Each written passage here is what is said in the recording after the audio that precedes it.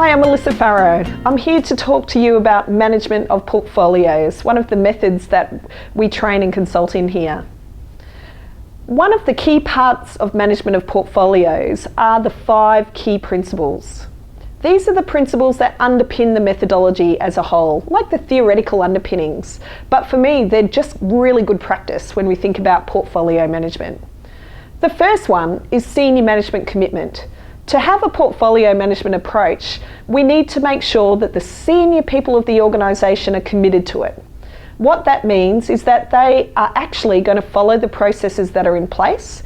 They have an investment committee that actually takes seriously the investment choices that that business makes in terms of changing the business, balancing that against business as usual. So senior management commitment is number one, very, very important. The second one, key principle, is all about governance alignment.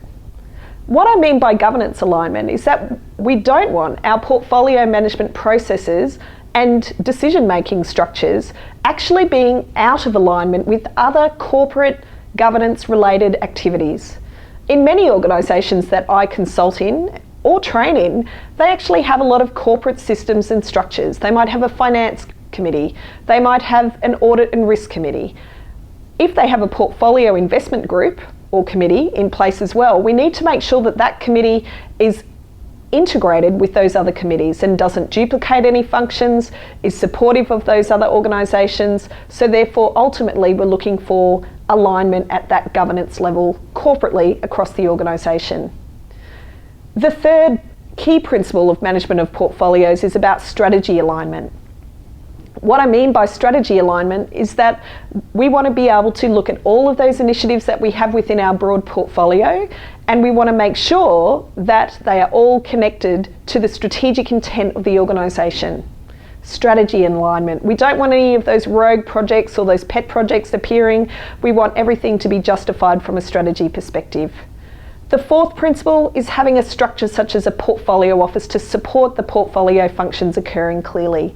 That office, normally sitting corporately, normally with a whole of organisational perspective, needs to have a focus on effectively delivering that portfolio and designing that portfolio. The last principle, and the most important, is also about having an energised change culture. What we mean by an energised change culture means that we need to be committed to the process that we're going to be shifting and moving this organisation forward. So therefore, we want to actually make sure we've got the energy within our people and our leadership to actually do that. So the 5 principles of management of portfolios. It's all within one of the early chapters of your book, and I hope you found this useful.